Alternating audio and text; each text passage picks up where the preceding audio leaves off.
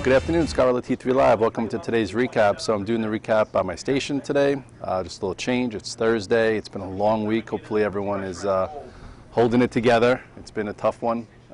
This week we came in and the high beta names have been sliding. Yeah, the bios have been sliding. The Russell's been sliding, and the S&P has been yawning. A little bit of a dislocation that we've been trying to put together. And then it was interesting today. I said to myself, oh, you know what, today the S&P is going to try and break below the range, and we're going to get some kind of good action, or at least back and forth action, a little bit more bouncy in high beta tech. So with that said, some of those names did go green and some of them went green and just failed. So I think the most, I would say, less frustrated people out there are taking the trades and not looking for more and waiting for things to kind of sift out. Just real quickly, I want to show you, my I have a, this is my 7-screen monitor. Usually it's filled during the trading day. Right here, I don't know if you've ever seen this. This is the virtual trading floor. I talk about it all the time, where here's, everyone kind of talking about what's going on in the market. A lot of people are just talking, as we're closed here. Here are all of the content providers, and they could see what positions we're taking on and off. So for me, it shows that I'm overnight, which you could usually see in my disclosures. Today, I bought Twitter on the reversal, a little MGM, a little Facebook, a tiny bit of ZNGA, and I'm short some spiders as a hedge, and this shows you what I've also traded. So you have BlackBerry, Netflix, Tesla, SolarCity, GLD. So, for those of you just follow me on Twitter or in the All Access, it just, 9:30 to 10:30, it's really hard for me to tweet what I'm doing, how I'm doing it. So if you're a member of the virtual trading floor and you hear me say a strategy in the morning call or something in the morning note, if you're a member there, you get to see it actually executed. So today, all I came in was long some PRAN options, which I pretty much wrote off unless some kind of data comes out in the next 3-4 weeks, and short the spiders. So they got to see me execute on the Facebook situation where we talked about it meeting the measured move, and then maybe they would push it below yesterday's low and back above. So I'll show you, social for a second. So here, first of all, this is Twitter. Twitter, we've been talking about for a while. I haven't really touched it, ever since. Oh, actually, let me get you a different line here. Ever since it, failed here. Remember this descending channel here? I thought perhaps we'd get some kind of really good move and it would break out of it, and it broke below. So that was it. Then it did try to hold for a brief second, the prior support, and then it broke below. And then what did you get today? You got a red dog reversal where it went from red to green back above this, which was 44.25. And this was probably the first stock that I put on the VTF. And there it is. It's still here. So nothing today. Twitter now, the intraday, overnight, there it is. I don't know what's going to happen here or what kind of bounce, but this is a day one, decent volume, and we'll see where it goes. Maybe it tries to retest, tomorrow we'll see what happens. If it opens a little bit lower, maybe you add through today's high, and then, at least here, we're here, which is something to do. Facebook, you could see here the different, chart. Here I had this chart a few different times. With here, you could say a little Vanessa. She's right there. Hi, Vanessa. Vanessa does off the charts. We put that there as a potential short. I know I've been more of a Facebook bull, but at times you can try and short things, even though I'm not really good at it. So you look here. Here is the Head and Shoulders top, right there. Then you had this neckline break. You had your first break. Let me show you a little bit closer. Oh, there you go. Okay, you had this neckline break for a quick, actually, where was it? Let's see where actually, yeah, there. Oh, I drew the line a little bit wrong. It's been a long week. You had the neckline breaks like right around here, and then came back up, retested yesterday, showed weakness, and then followed through to the downside. And then this was your, this was your pivot, 60.37. So off the bat, I actually made a little money short. It went from green to red. Made a little bit of money, got out of the way, because my real trade was trying to catch some type of red dog reversal or some kind of bottom tail. And what happened, it touched the 100-day, filled a portion of the gap, not the whole thing, and then closed pretty well. So now we'll see what happens. We'll see, maybe you get some follow through, maybe an upgrade tomorrow with at the end of the quarter, maybe some analyst says something good, and then he sees this retest of this, or it opens up flat, and then if it takes out today's high tomorrow, you get a push. So that's my strategy here on Facebook. I came in and flatted, so I had the opportunity and the luxury to trade it today. LinkedIn, which has been a disaster, it also had a bit of a red dog reversal. You know, we've talked about how this has been out of play and it's been in a descending channel for multiple months, showing relative weakness the whole way through. Then today, a little bit of a reversal here. So if you did it for a day trade, congratulations. You could have bought it at 181.77 and and sold it at the end of the day and made some money actionable, or you could have held some, said, you know what, maybe tomorrow it takes this out and you get a little bit more. So you had some reversals in social. So that was that. And then throughout the high beta land, I don't think today was the first day I didn't trade Apple once. Apple was my focus in the beginning of the week when, what was that? Steak and what? All right, anyway, Apple gapped up, and then you had a 3-day move, and I sold it yesterday, and then it had that minor red dog reversal, and then today did absolutely nothing. So kind of happy with myself that I did not trade Apple today. If you look at this chart, you will see, which if you follow me, you've seen many different times.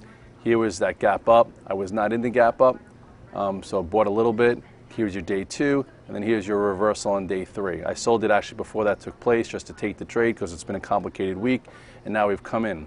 So here it is trying to go sideways. Maybe if we go here another session or so and it shows some relative strength, I'll try and get back in. But ultimately, we'll see what happens here with Apple. Let some sideways action happen there. Netflix went green first and then couldn't sustain it. We've talked many times about Netflix, and I actually made money long it today. And let's see, go here. There was this accelerated trend, broke the 8 to 21 day, couldn't get above it, boom, boom, boom, and then look at this level when it broke. Downside, and now it's slowly starting to lose momentum as far as to the downside. But here you go in the middle of the gap. Here's your 150 day, so we'll see what happens tomorrow. There's still some news keeps coming out on how everyone's trying to get in their business, and maybe that's why it's really not bouncing whatsoever. And one of the things about a day like today is what's frustrating is Netflix was the first stock to go from red to green and push higher. I actually caught that move.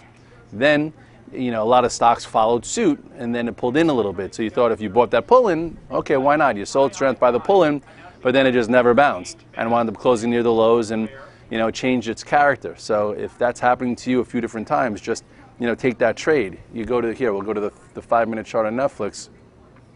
Look at this. Just so you know, like this is. I guess we'll see how we can gauge this.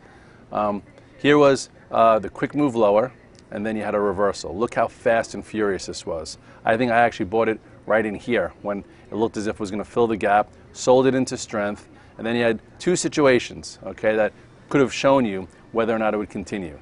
So here is situation 1. All right, big move, cleared some resistance, was holding somewhat sideways, top 25% of the range from the morning, so maybe it continues. It didn't. Boom, boom, okay? And then you said to yourself, okay, maybe I was a little early. Maybe, things aren't as pent up. Let me go back to that line one more time just to give you some clues on how you could have got away from it. So I know I sold into this, so I'm like, let me buy some back. On a 5-minute bar, here's a little bit of a red dog reversal there, and see if this could build and go sideways. Now it's holding the top third of it. And then PS, should never have broken right here at 370, from 378 to 370 if it was going to be any good for more follow-through. Okay, that means it invalidated this move. And then, it came all the way back up again. This time made a high, a lower high, and then just was out of play the rest of the time. You could have had one more little trade down here. Again, like I show you red dog reversals on daily charts, you could see them on 5-minute charts too, because here you go. Came back up, retest. Look at this, from 378, red dog reversal tried here, failed. Here it actually did it, so that could have been your long entry. Quick move, held higher, gave you another move, then it looked okay. People were probably like, all right, maybe you have a wedge here, for continuation, and then just drifted. And that's part of the market. When you're in some kind of corrective action, you don't know what's going to take place. I know for me also, I thought, everything's coming up. Let me go for a Tesla. And I came in late, and it never went green. It was just, drifted up with the market and then sold off. So now Tesla, we'll have to see what happens, another day. If you look here, Tesla never cleared resistance. So that's why I didn't trade it for the rest of the day. You saw Netflix penetrate through it. This came up, okay, top-tailed into it. That was actually me. I was trying to get long it, and then, I wound up getting out around here. Came back up, made a higher low, then stayed in this trend, still not getting above it, and just crap. Sorry for my French. But anyway, this did not penetrate higher. But then let's go to Facebook real quick. Facebook, if you look here on the 5-minute version, you will see that, let's see, this one actually was a lot cleaner.